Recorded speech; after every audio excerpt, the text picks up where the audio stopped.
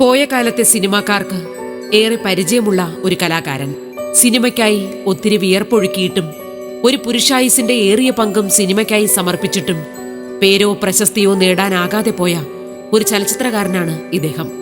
Stanley Jose എന്ന ഈ സംവിധായകൻ സിനിമയ്ക്ക് പുറത്ത് അറിയപ്പെടാതെ പോയ ഒരു സിനിമാക്കാരനാണ്.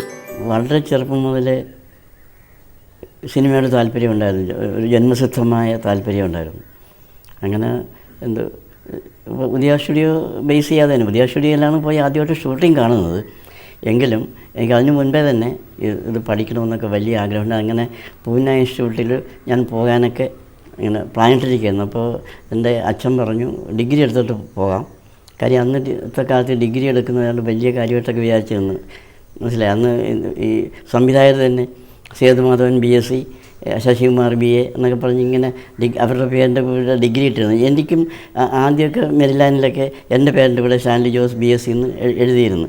അപ്പം അന്നതൊരു വലിയൊരു കാര്യമായിരുന്നു. അപ്പോൾ പിന്നെ അസത്ത് അങ്ങനെ ഞാൻ ഇത് കഴിഞ്ഞ് ഡിഗ്രിയൊക്കെ എടുത്ത് കഴിഞ്ഞ് വന്നപ്പോൾ ഇവിടുത്തെ വീട്ടിലെ അന്തരീക്ഷമൊക്കെ പൂനാശ്വരത്തിൽ പോകാൻ പറ്റാത്ത വിധത്തിലായി. അങ്ങനെ ഞാൻ പിന്നെ അപ്പോൾ അവിടെ ഉദയ സ്റ്റുഡിയോയിൽ ഡയറക്ടർ വിമൽ കുമാർ ബോംബെ നിന്ന് വന്ന് അവിടെ ഈ അസോസിയേറ്റായിട്ട് വിമൽ കുമാറും ശശികുമാറും അവർ ഉമ്മ ഷൂട്ടിംഗ് നടക്കുന്നു.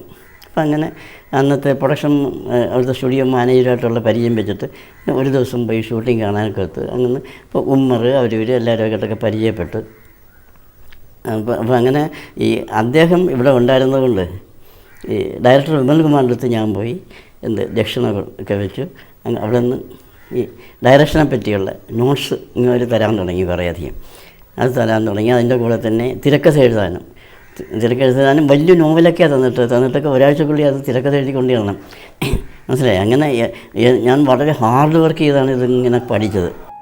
എന്നും എപ്പോഴും സിനിമാ സ്വപ്നങ്ങളിൽ അഭിരമിച്ചിരുന്ന മനസ്സായിരുന്നു ഇദ്ദേഹത്തിൻ്റേത്. ജീവിതവൃത്തിക്കായി പല ജോലികൾ ചെയ്തിരുന്നപ്പോഴും സിനിമയെ അടുത്തറിയാനുള്ള പരിശ്രമങ്ങൾ തുടരുക തന്നെയായിരുന്നു ഇദ്ദേഹം. സ്ഥിര വരുമാനമുള്ള സർക്കാർ ജോലി ഉപേക്ഷിച്ചാണ് സ്റ്റാൻലി ജോസ് സിനിമാക്കാരുടെ താവളമായ മദ്രാസിലേക്ക് വണ്ടി കയറുന്നത്. മദ്രാസിൽ പോയി മദ്രാസിലവിടെ ഒരു ബാങ്കിൽ ക്യാഷ്യറായിട്ട് ജോലി കയറിയിട്ട് ആ ബാങ്ക് ഉടമസ്ഥൻ്റെ അഡ്ജസ്റ്റ്മെൻറ്റോട് കൂടി ഉച്ച കഴിയുമ്പോൾ എനിക്ക് എല്ലാ ദിവസവും പോയി ഡയറക്ടർമാരെ കാണാനും ഒക്കെ എല്ലാം പോകാം. അപ്പോൾ ഇനി ബാങ്ക് മാനേജർ തന്നെ എൻ്റെ കൂടെ വരുമായിരുന്നു. മനസ്സിലായി. എൻ്റെ പ്രൊപ്പറേറ്റർ അറിഞ്ഞിട്ടാണ് അതെല്ലാം.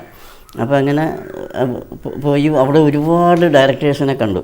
അപ്പോൾ അതിനൊക്കെ സൂരി എന്നും പറഞ്ഞൊരു വലിയൊരു എഡിറ്ററാണ് എന്നെ കൊണ്ടുവന്ന് എല്ലാവരെയും പരിചയപ്പെടുത്തിയത്.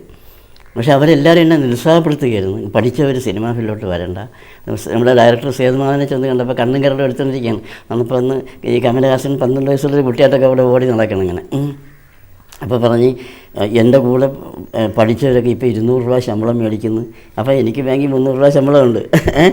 അപ്പം അന്ന് ആ എമൗണ്ട് തന്നെ അപ്പോൾ ആ എമൗണ്ട് തന്നെ അന്നൊരു ഡയറക്ടർക്ക് കിട്ടുന്നില്ല. അപ്പോൾ മനസ്സിലായി. ഞാൻ PSC ടെസ്റ്റ് എഴുതി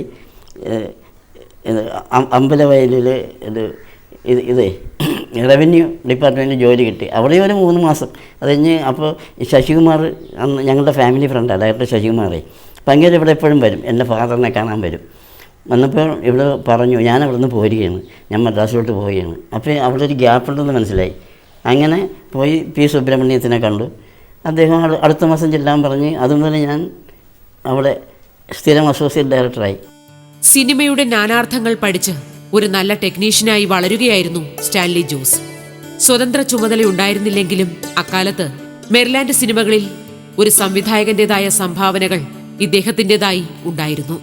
തുടർന്ന് ഉദയ സ്റ്റുഡിയോയിലെത്തിയ സ്റ്റാൻലി ജോസ് ഉദയ ചിത്രങ്ങളുടെ നെടുനായകത്വം വഹിച്ചിരുന്നു.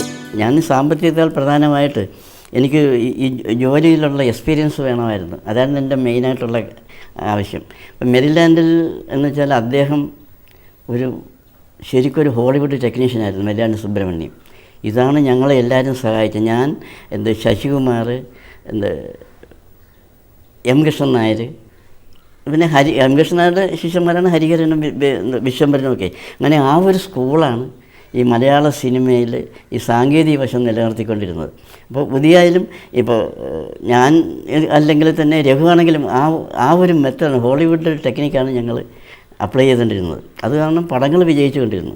ഇപ്പോൾ മെരിലാൻഡിൽ എനിക്ക് അതിനുള്ള ഒരുപാട് സ്വാതന്ത്ര്യം ഉണ്ടായിരുന്നു. കാര്യം അവിടെ എൻ്റെ കഴിവുകൾ അദ്ദേഹം മനസ്സിലാക്കി എന്നെ അംഗീകരിച്ചാണ്. ഞാൻ ആവശ്യപ്പെട്ട അനുസരിച്ച് തന്നെ ചില സിനിമയിൽ 10-30 സീനൊക്കെ രണ്ടാമത് ഷൂട്ട് ചെയ്തിരുന്നു.